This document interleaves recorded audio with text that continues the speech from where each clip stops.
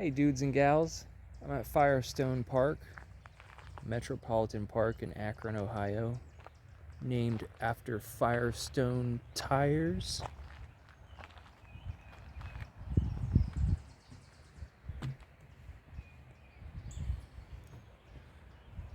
Pretty serene summer day, dipped down into the 50s though.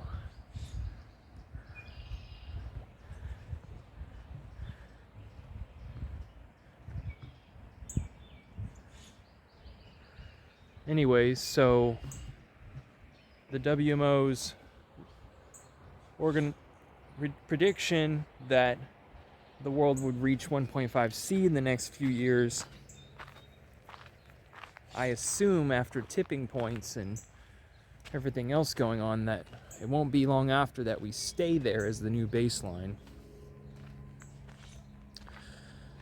As if we aren't already over the 2C Rubicon. We've crossed that.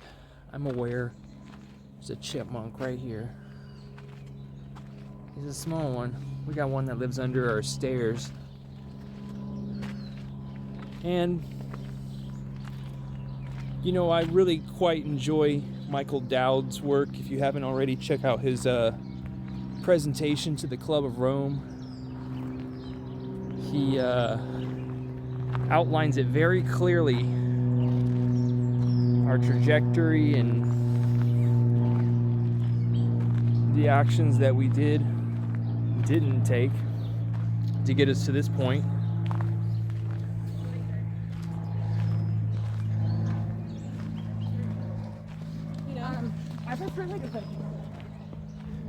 And it's too late.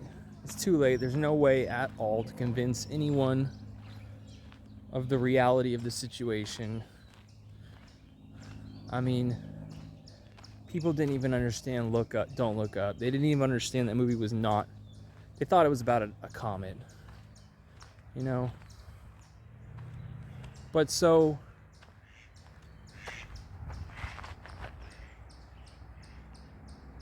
I encourage all of my subscribers to fulfill their bucket lists now. That's a lesson I stress often on this channel. After reviewing the maps that MIT produce using this computational data and gathering, you know, economic and climate information and fusing them together to produce this map of at least the contiguous United States, where the most, you know, impacts will be felt. And here in the Rust Belt, I'm pretty much smack dab in the middle of it. I'm tribal, just like the rest of the apes. I'm not gonna sit on my hands. I'm not gonna do that meat sauce. It's just so perplexing that how many people are on, in total, the environmental channels is so few. I mean, granted, I've got some new subscribers and, you know, my channel's grown in the past 2 years. A lot of sweat and tears. Not really compared to, you know, I could be driving a moped in India working for $10 a day. Like, come on, this is a walk in the park. Everybody should be, like, doing what I'm doing. Starting if we really wanted to change, you know?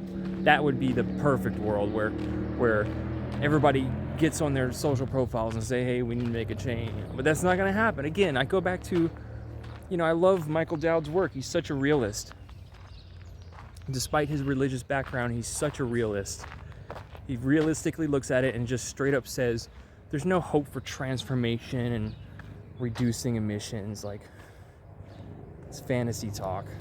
One-way ticket into despair and destruction for billions of people.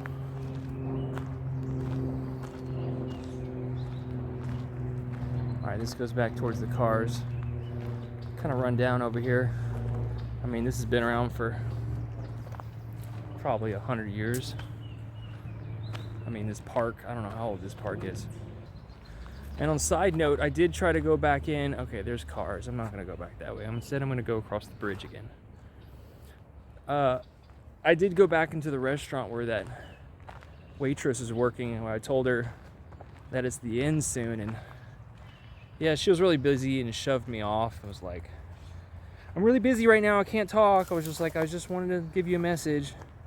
She didn't even give me the light of day. I mean, of course not. And it feels it feels silly telling it to telling people that, you know, we're in a climate breakdown. It just feels silly at some point. Like, am I saying this to you? Why should I have to tell you this? But some people I do care about telling to. Some people, you know, it's very particular. Like, if someone has a genuine personality, you know, genuine, at least I determine to be someone who has a whole heart, you know, or they don't have bad intentions. Becky, what's up?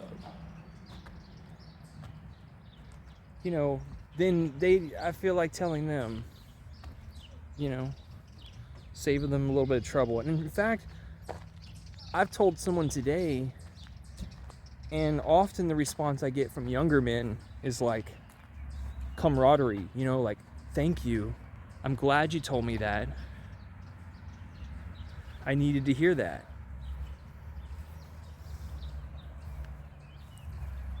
And that makes my day. When I hear that, when I hear someone say, thanks, bro, I needed to hear that. You know, I gave him an ounce of motivation. Just like my roommate tells me to buy more ammo. And I said, thanks, man. That's what I need to know. So, yeah, it's going to be a hot summer. 100%. If we're seeing what we're seeing now across the pond to our east, you know, in Asia already, it's just if it's foreboding of what's to come for us, all of us. Yeah, I tried my best. I try my best to make this channel. I'm not a, you know, trying to take all the attention or put it on myself. This isn't, I mean, this issue is so universally felt. You know, I feel like it warrants its own content, obviously.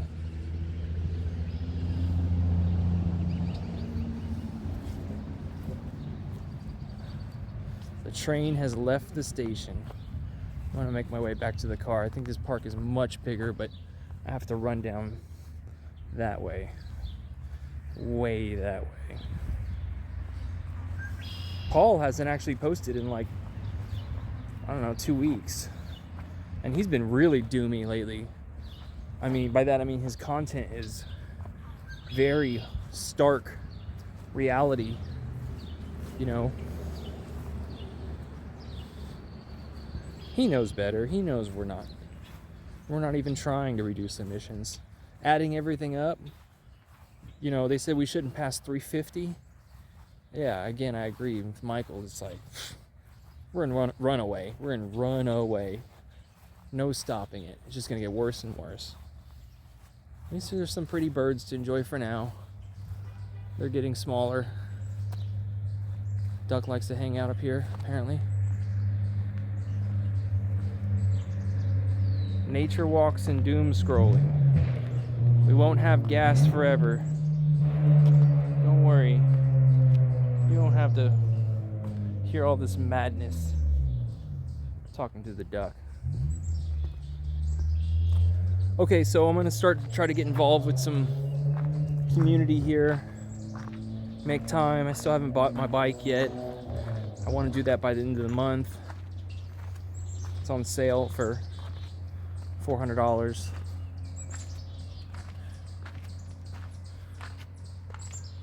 And at least I got all my other stuff set up. Fixing some things here and there. I'm in holding pattern. But it's not like I have to sink into depression just because of, this information just enlightened me. Like, there's another chipmunk. Can't zoom in.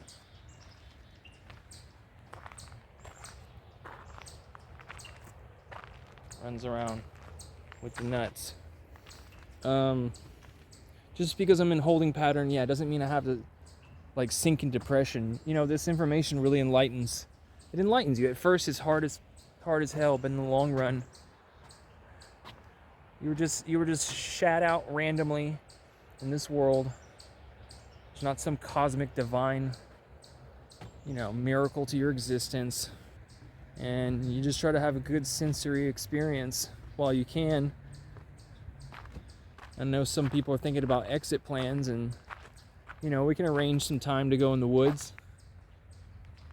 Doesn't take much. We can arrange something. Alrighty, doomers.